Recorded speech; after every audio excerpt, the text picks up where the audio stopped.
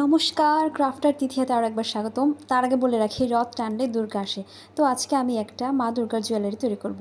আমার চ্যানেলে নতুন হয়ে থাকলে প্লিজ লাইক এবং সাবস্ক্রাইব করে পাশে থাকবে।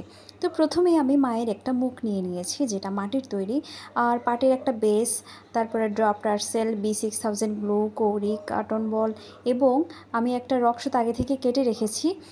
চলুন গহনাটা তৈরি করি। তো প্রথমেই আমি কানের দুলটা তৈরি করে নেব, কারণ কানের দুলের বেস বসাতে অনেক সময় লাগবে, মানে শুকাতে অনেক সময় লাগবে।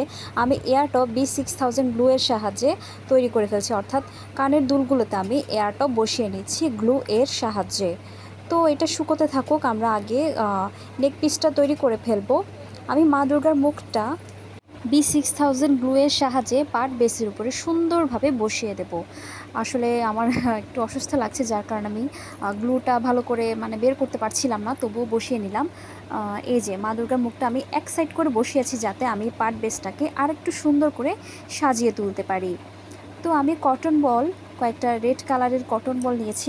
আপনারা চাইলে মাল্টি কালারের নিতে পারেন, কিন্তু যেহেতু পুজো স্পেশাল আমি লালটাকে বেশি প্রায়োরিটি দিচ্ছি। লাল কটন বল আমি চারপাশে সুন্দরভাবে সাজিয়ে দিলাম।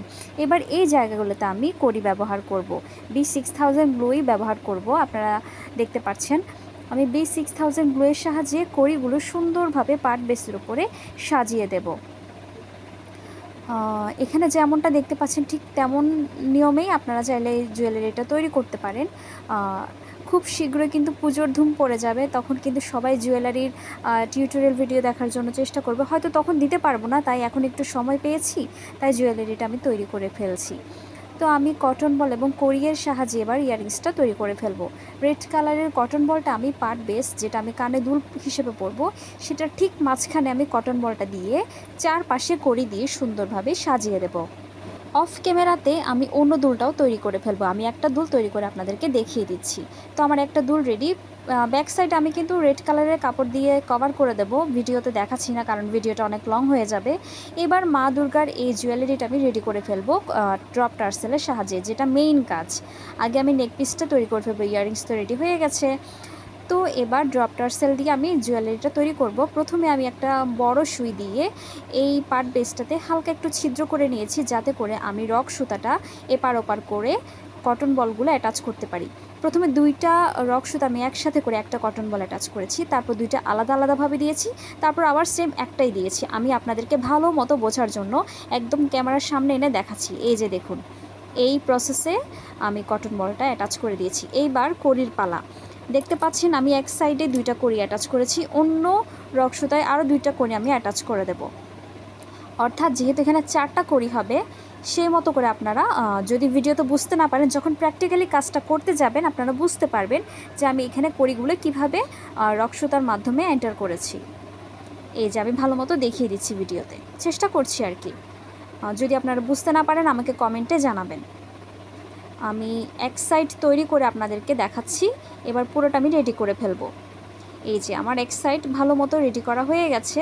আমি বেশি লং করছি না, আমি চাইলে এটা আরও লং করতে পারতাম, কিন্তু সময়ের একটু আমার কম সময় আছে হাতে, তাই আমি আপাতত একটাই রেডি করে দেখাচ্ছি। আপনারা চাইলে এটা আরও লং করতে পারেন, চাইলে আরও শর্ট করতে পারেন। আমি এরকম মিডিয়াম সাইজেই রেখেছি। আমি রক সুতোটা ড্রপ টার্সেলে ভালো মতো করে গিট্টু দিয়ে দেবো, যাতে এই কটন বল বা কড়ি কোনোটাই বের হতে না পারে।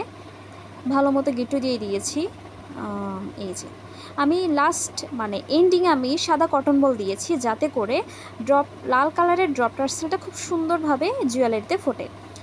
তো আমার এক সাইড রেডি হয়ে গেছে, আমি অন্য সাইডটাও তৈরি করে ফেলবো, সেটা আমি ক্যামেরায় দেখাচ্ছি না, অফ ক্যামেরা আমি কাজটা করে আবার ফিরে আসছি। তো আমার কাজ শেষ, জুয়েলারিটা তৈরি হয়ে গেছে। একটু খালি খালি লাগছে, তাই ভাবলাম এই জায়গাটা আমি এই যে এই কুচি জিনিসটা, এটাকে কি বলে আমি জানি না, যদিও রেড কালারের এই কুচিটা আমি এখানে অ্যাটাচ করে দেবো। এটা আমি অনেক আগে থেকে তৈরি করে রেখেছিলাম। আপনারা চাইলে যে কোনো দর্জির কাছে নিয়ে গেলে এটা করে দিবে, বা আপনারা চাইলে হাতেও করতে পারেন। আমি আমার শেপ মতো করে, যদিও আমার পছন্দ মতো হয়নি শেপটা, তবুও ভালো লাগছে। তো আমি অ্যাক্রিলিক গ্লু এর সাহায্যে জুয়েলারিটা অ্যাটাচ করে দিলাম। এই যে ফাইনাল লুক।